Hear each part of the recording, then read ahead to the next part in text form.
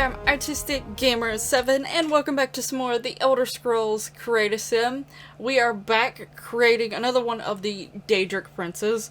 Now, as I've mentioned in past ones, some of the Daedric Princes might put some people a little off. This is not one that I would consider that. I will let you know at the beginning of those ones which ones those are and why they might be a little off-putting, and you can take your judgment from there whether you want to continue watching it. This one does have horns, but it's more looking like dragon horns for the most part, but other than that, it just looks like a guy. So, anyway, on to this lovely Daedric Prince here, whose name I am going to mess up all to pieces, which is Clavicus Vile. I know I'm not saying that first part right, so, you know, maybe I'll just call him Vile, because, which sounds bad, but I'm pretty sure I'm messing up that first part real bad, and I think I used to call him Clavicus, but I feel like that's not right either. I don't think either one's right, but I feel like Clavis? No, I don't know. I can't figure it out. Anyway, he's actually one of the, in terms of, like, a level of not being good, he's on the gentle side. Like, he is one that a lot of people, though they don't have him in their, like, pantheons and stuff like that, they actually don't mind him and they tolerate him. Because he's not, like, crazy for power or anything necessarily, or violence. He is, well, technically he is, actually, now that I'm checking it, he is the Prince of Power. That is one of his things, but at the same time, like, I don't get, when I think of power, I think of, like, strong, and let me beat you up and overtake you. That he doesn't have that type of power. I think it's more of, like, trying to be mischievous and get power through that way. Because he is also known of the Prince of Trickery, Wishes, Serenity, and Bargains. And it's actually very known that he will try to make deals with people and, like, you know, actually bargain with them and stuff. Sometimes he can go back on those deals. You don't know when it's gonna happen, so could be at a very bad time for you. Who knows? But that's just how he is. That's his way of thinking when it comes to those matters. I think, because as I've mentioned, I have not got a chance to play any of the previous Elder Scrolls. I know there's quite a few of them. Morrowind, Oblivion being two of the really big ones that I haven't got to play. There's other ones, though, that I know. There's, like, one that I think that's, like, Arena or something, and there's Daggerfall, and there's a few others that are part of the Elder Scrolls name. But I have only actually played Skyrim, and I've seen bits and pieces of Morrowind and Oblivion, so I know at least their concepts and what's going on behind them. But because I didn't actually play them, that's why I actually made sure to read up on all the Divines and the Daedric Princes before I started creating them, because I didn't want to go just off my Skyrim knowledge that I had.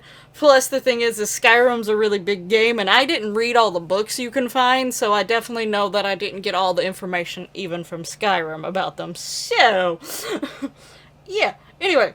But in Skyrim, I actually think this was the first Daedric Prince that I officially come across of, and actually, like, talked to them. And the way that it happened, I was totally very unexpected. So, the one thing with Vile here is that he apparently can, like, take off pieces of himself to create other things. And two things that I know that he's related with is Umbra and Barbas. And Barbas has pretty much always been by his side for the most part, and Barbas usually takes the form of a dog. And so, you know, I'm just walking around the streets of Skyrim. I think I was really close to, what is the town? Falkreath? I think that's that town. It's on the south of the map, and it starts with an F. I think it's Falkreath, something like that. I think it was somewhere close to there. I'm pretty sure, but I was out of the town, I definitely know, and I was just walking, and then all of a sudden a talking dog walks up to me, and I'm like, what? Hello? But yeah, and you get the chance to take Barbos back to Vile, and then Vile sends you on a quest to get the axe. And you can actually keep the axe, but to keep the axe you have to kill Barbos, which I don't think you actually fully kill Barbos from my understanding. Because I think he returns to the statue of Vile, because when you first come across the statue, it's just Vile. But after the end, Barbos is also a part of the statue. So, and I think he joins the statue either way. So, chances are you're not actually killing Barbos. But I just couldn't do it. I could. It's a doggy. It's a doggy. I couldn't do it. Also, just like, you know, the, is it the Blades? Is that what they call themselves? They wanted me to get Parthenax, too. Yeah, no, can't do it. I like Parthenax. I'm sorry. Can't do it.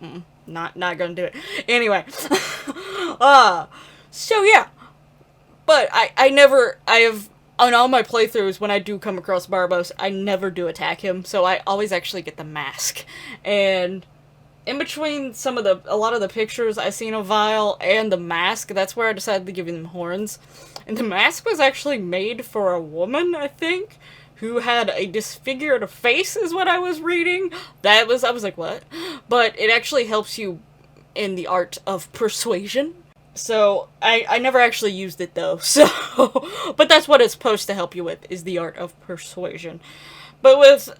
The thing with making Vile here, a lot of his images, his chest is exposed, but he still is wearing something like a vest or like a low-hanging robe, scarf-looking like thing. And I couldn't find anything.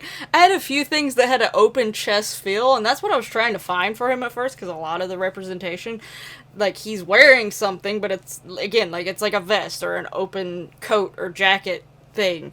So that's what I was trying to find, and just nothing was working, because, like, I was trying to get as more of an older school, older style of look. Obviously, these looks are technically fused with modern day, because obviously they're not going to look exactly like they would look like in the times of Skyrim. But I was basically trying to combine that aesthetic and look with modern times, but so a lot of the shirts that I had that had open chests just looked too weird for the vibe that I was trying to go for, so I was like, I don't know. But, you know, I tried. So, I will say, like I mentioned before, this was a lot harder CAS series than I thought it was going to be, but I tried my best and I had fun doing it. And as you should have already been seeing, I also made Barbos because I felt like, you know, I couldn't not make Barbos. He looks like every dog in Skyrim. Which, every dog in Skyrim looks like this grayish-brown dog. I forget what type it was. But they all look like that. I did give him, like, dragon claw feet things, just to try to make him, like, somewhat more separate from regular dogs. Like, if you see new feet, then, you know, like, oh, that's not a normal dog. So that was sort of the vibe I was going for. But let me know how you think about Vile and Barbos, if you like how they turned out. Let me know down in the comments below. Who is your favorite Divine / Daedric Prince so far? Only one Divine has showed up, but, you know, let me know which out of the 4 is your favorite, which ones are you looking forward to, so on and so forth. Make sure you hit that lovely like button if you liked how these Sims turned out and are liking the series so far. Subscribe if you're not already, so that you don't miss out on future Elder Scrolls casts as well as other things. Thank you so much for watching, and I'll hopefully see you in the next one.